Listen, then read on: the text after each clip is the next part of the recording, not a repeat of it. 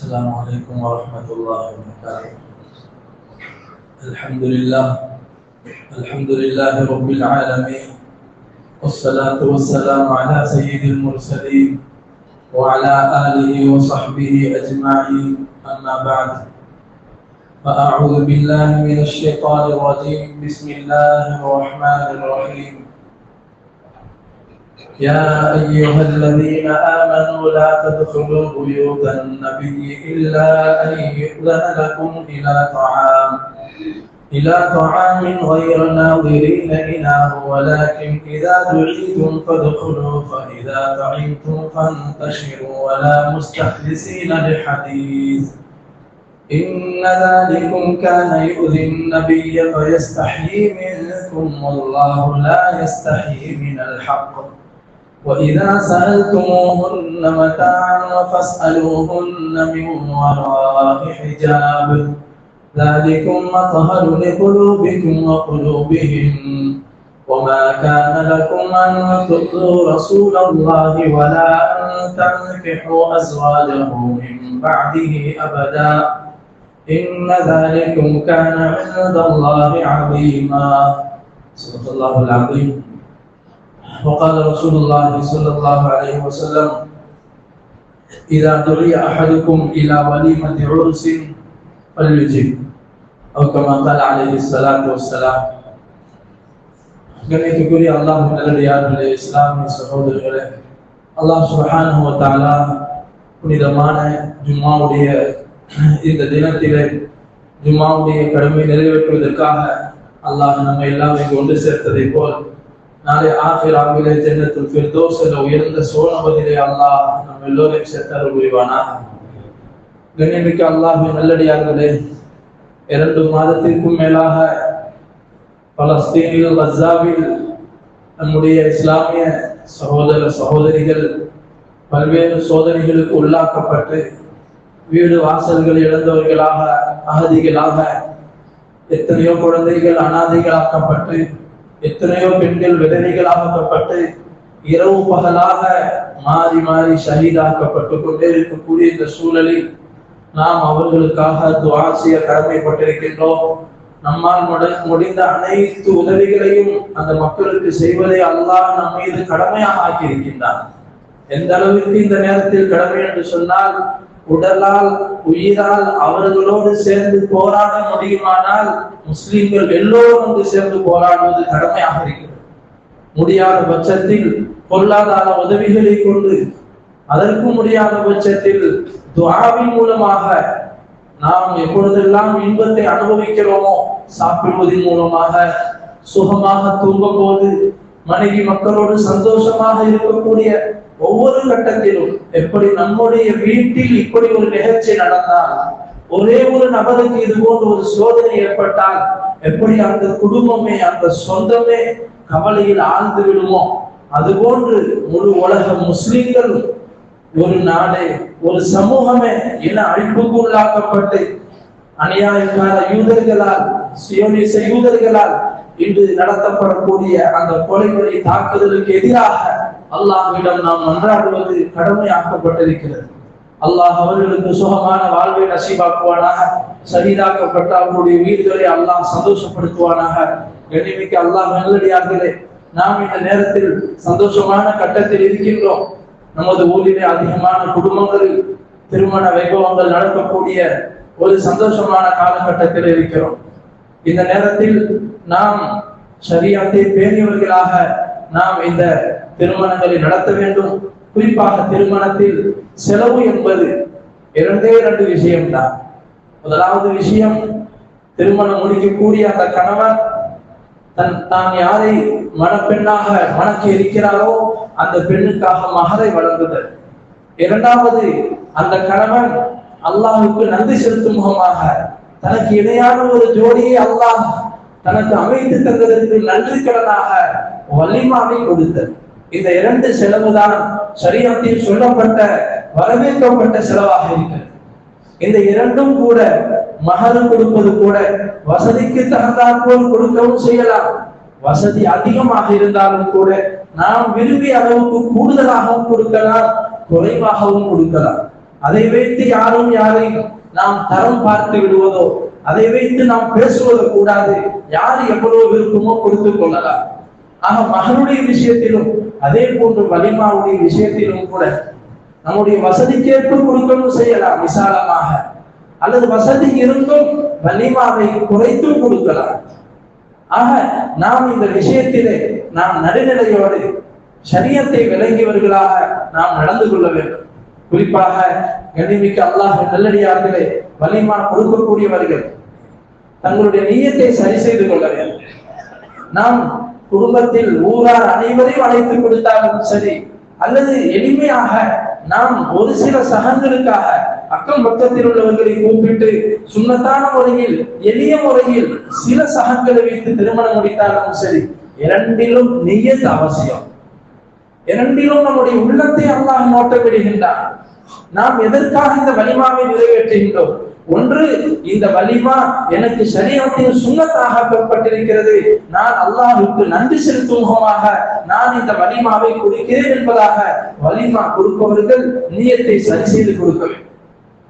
இரண்டாவதாக, வலிமா உணவிற்காக விருந்துக்காக நாம் அழைக்கக்கூடிய விஷயத்திலும் கூட நமக்கு ஷரியத் வழிகாட்டுகிறது.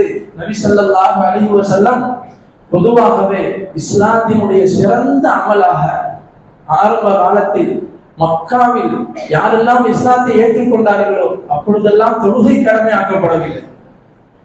அந்த நேரத்தில் சஹாபாக்கள் கேட்பார்கள், ஐயுல் இஸ்லாமி அஃதல் யா ரசூலல்லாஹ், அல்லாஹ்வின் தூதர் அவர்களே, இஸ்லாத்தில் ஆக சிறந்த அமல் எது என்பதாக கேட்பார். சொல்வார்கள், இத்ஆமு தஆம், உணவளியுங்கள். பசித்தவர்களுக்கு, ஏழைகளுக்கு, தேவையுடையவர்களுக்கு உணவளியுங்கள் என்பதாக முதல் அமலாக சொல்லப்பட்டது இந்த ஷரியத்தில். பிறருக்கு உணவளிக்கிறது தான். குறிப்பாக தேவையுடையவர்களுக்கு.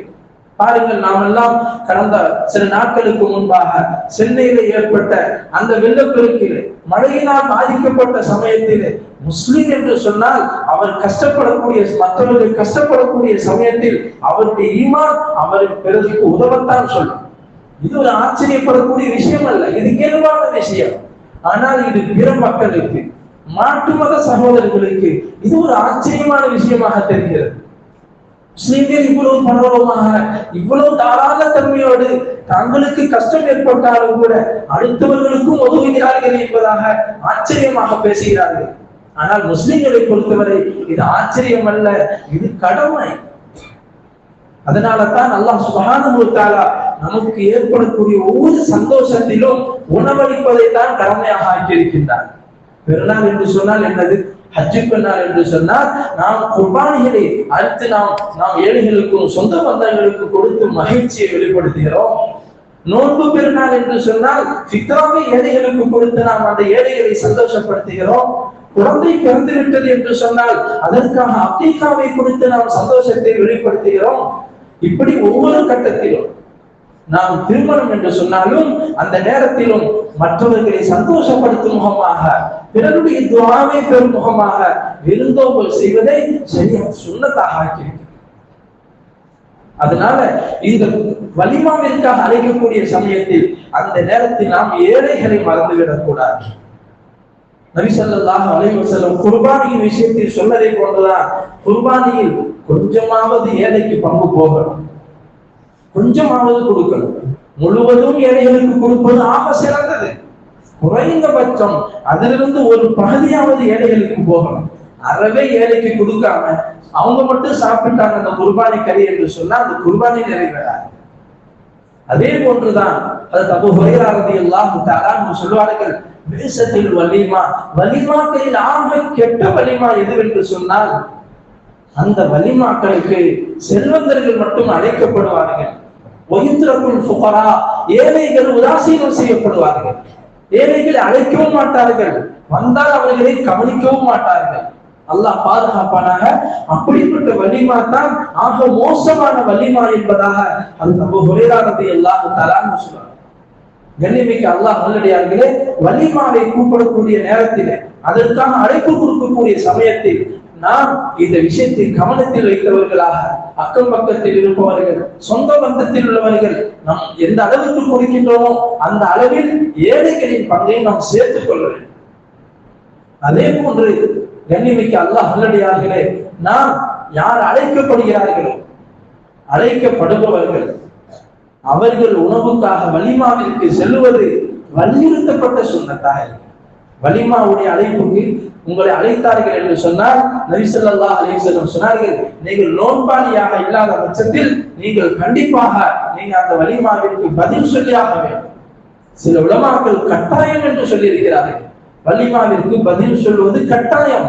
வலிமா அழைப்பு வந்தால் போயாக வேண்டும். நோன்பாளியாக இருந்தால் கூட, சுன்னத்தான நோன்பு பிடித்திருக்கின்றோம், இந்த சமயத்திலும் கூட நாம் போகாவிட்டால் வருத்தப்படலாம். அல்லது நம்மை முக்கியத்துவம் கொடுத்து வீட்டிற்கு வந்து அழைத்து விட்டார்கள் என்றிருந்தால் நாம் அவர்களிடம் சென்று நாம் தலையை காட்டிவிட்டு, நான் நோன்பாளியாக இருக்கிறேன், நீங்கள் விரும்பினால் நான் தொடர்ந்து நோன்பு இருக்கிறேன், நீங்கள் விரும்பினால் நான் நோன்பை குறித்து சாப்பிடுகிறேன் என்று சொல்லும் அளவிற்கு சுன்னத்தான நோன்பாக இருந்தால் வலிமாவிற்காக நோன்பை விடும். கண்ணியமிக்க அல்லாஹ்வுடையவர்களே, இந்த அளவிற்கு வலிமாவினுடைய முக்கியத்துவம் நமக்கு மார்க்கத்தை சொல்லப்பட்டிருக்கிறது. யார் அழைக்கப்பட்டார்களோ அவர்கள் தான் போக வேண்டும். இதிலும் நாம் கவனம் செலுத்த வேண்டும். அழைக்கப்படாதவர்கள் கூப்பிட்டார்களா என்றே தெரியவில்லை, கூப்பிட்டு இருக்கலாம், எல்லாரும் வந்தாங்க, இவங்களும் வந்திருப்பாங்க நம்ம வீட்டுக்கு, நம்மளை எப்படி கூப்பிடாம இருப்பாங்க என்பதாக சந்தேகத்தில் போவதோ, அல்லது நண்பனுடைய நண்பன் வீட்டிற்கு கல்யாணம், என்னுடைய நண்பனோடு சேர்ந்து அவருடைய நண்பன் வீட்டுக்கு நான் போகிறேன் என்பதாக நாம் போய்விடுவதோ, இதெல்லாம் கூடாத விஷயம். இது திருட்டுத்தனமான உணவு என்பதாக ஷரியத்தில் எச்சரிக்கை செய்யப்பட்டிருக்கிறது. நபி ஸல்லல்லாஹு அலைஹி வஸல்லம் அவர்களை வலிமாவிற்காக அழைக்கப்பட்டது. நபி ஸல்லல்லாஹு அலைஹி வஸல்லம் அவர்களோடு இருந்த 4 சஹாபாக்களும் சேர்ந்து அழைக்கப்பட்டார்கள். நபி ஸல்லல்லாஹு அலைஹி வஸல்லம் விருந்துக்கு போகும்போது இடையில் ஒரு சஹாபி நபி ஸல்லல்லாஹு அலைஹி வஸல்லம் சந்தித்தார்கள். அவர்களும் அவர்களோடு சேர்ந்து கொண்டார்கள்.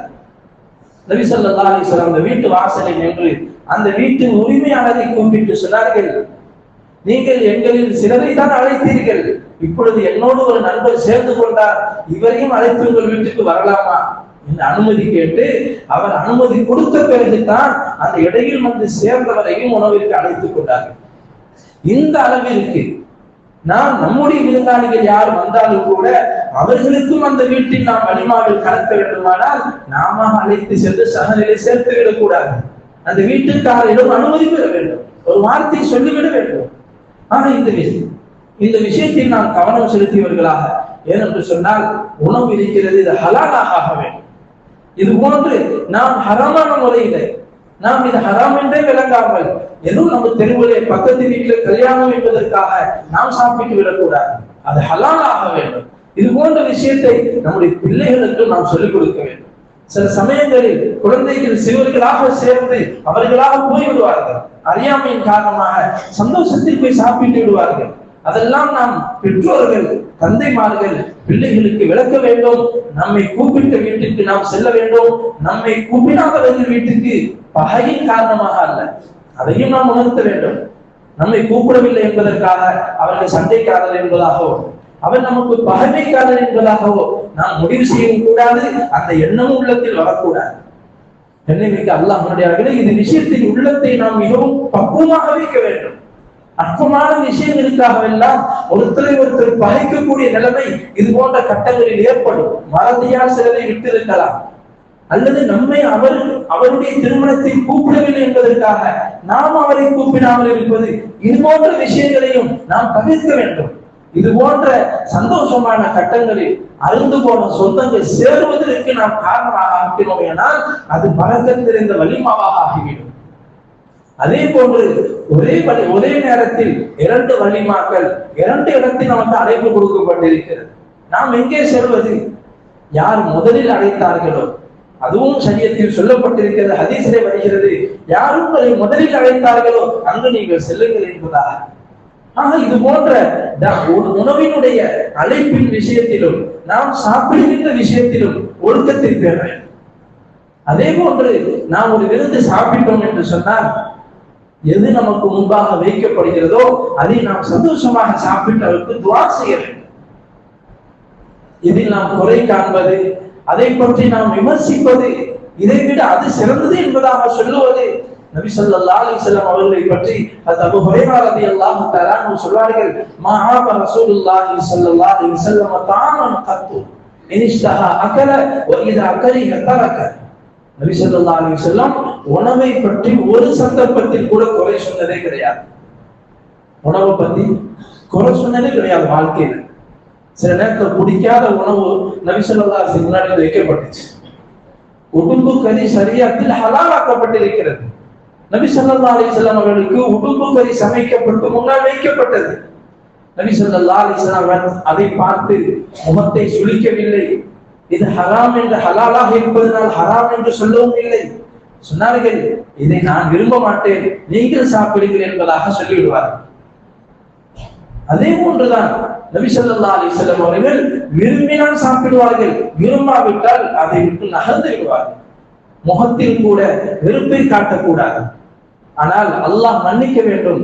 நல்ல முறையில் சாப்பிட்டு விட்டு சாப்பிட்ட பிறகு துஆ செய்வதற்கு பதிலாக நாம் வெளியில் நின்று கொண்டு நாம் விமர்சனம் செய்வது, என்ன சோறாக்கி இருக்கிறார், சமையல்காரர் யார் என்பதாக பேசி அவரை விமர்சனம் செய்வது, அல்லாஹ் பாதுகாப்பானாக. இதெல்லாம் நாகரிகமற்ற செயல். நபி ஸல்லல்லாஹு அலைஹி வஸல்லம் அவர்கள் நமக்கு ஒரு கண்ணியமான ஒரு நாகரிகமான வாழ்க்கையை நமக்கு கற்றுக் கொடுத்திருக்கின்றார்கள். குறிப்பாக நினைமிக்க அல்லாஹ்வுடையவர்களே, நபி ஸல்லல்லாஹு அலைஹி வஸல்லம் அவர்கள் செய்த திருமணங்களிலே மிகவும் சிறப்பான முறையில் நபி ஸல்லல்லாஹு வலிமா கொடுத்த திருமணம் எதுவென்று சொன்னால், தங்களுடைய மாமி மகள் ஸைனப் ரலியல்லாஹு தஆலா அன்ஹா அவர்களை நிக்காஹ் செய்த சமயத்தில் நபி ஸல்லல்லாஹு அலைஹி வஸல்லம் ரொட்டியையும் கறியையும் கொடுத்து வலிமா கொடுத்தார்கள். இதுதான் விசேஷமான வலிமா. அப்போது அதிகமான சஹாபாக்கள் வந்து சாப்பிட்டார்கள். அது நபி ஸல்லல்லாஹு அலைஹி வஸல்லம் வீட்டிலே அவர்களுக்கு உணவு பரிமாறப்பட்டது. சிறிய இடமாக இருந்ததன் காரணமாக 10 சஹாபாக்கள் வீட்டுக்குள் வருவார்கள், சாப்பிட்டு விட்டு சென்று விடுவார்கள். அந்த சமயத்தில் நீண்ட நேரம் எடுத்தது. இரவுடைய உணவு நீண்ட நேரம் எடுக்கிறது. 10 பேர் சாப்பிட்டாலும் கூட கொஞ்ச நேரம் உட்கார்ந்து அவர்கள் பேசிக் கொண்டிருப்பார்கள். அல்லாஹ் தஆலா இதற்காக ஒரு ஆயத்தையே இறக்கி, ஒரு நிக்காஹ் நடக்கக்கூடிய வீட்டில் அந்த நிக்காஹுக்கு வரக்கூடியவர்கள் அந்த வீட்டினர்களிடம் எப்படி நடக்க வேண்டும் என்ற நாகரிகத்தை அல்லாஹ் கற்றுக் கொடுக்கின்றார். யா அய்யுஹல்லதீன ஆமனு, ஈமான் கொண்டவர்களே, என்னை விசுவாசம் கொண்டவர்களே, லா ததுஹுலு புயூதன் நபியி இல்லா அய்யுதன லக்கும். நீங்க நபி ஸல்லல்லாஹு அலைஹி வஸல்லம் வீடுகளுக்கு நீங்க செல்வதாக இருந்தால் அனுமதி இல்லாமல் போகாதீர்கள். அழைக்கப்பட்டால் போங்கள். வைதா துஈதும் ஃபதுஹுலு, உங்களுக்கு உணவுக்கு அழைப்பு வந்தால் நீங்கள் வீட்டுக்கு போங்கள். வைதா தஇதும் ஃபந்தஷிரு, சாப்பிட்டீங்களா போயிருங்க. அங்க உட்கார்ந்து நீங்கள் பேசிக் கொண்டிருப்பது வலா முஸ்தஅனிஸீன லிஹதீஸ், அங்க உட்கார்ந்து பேசுவது கூடாது.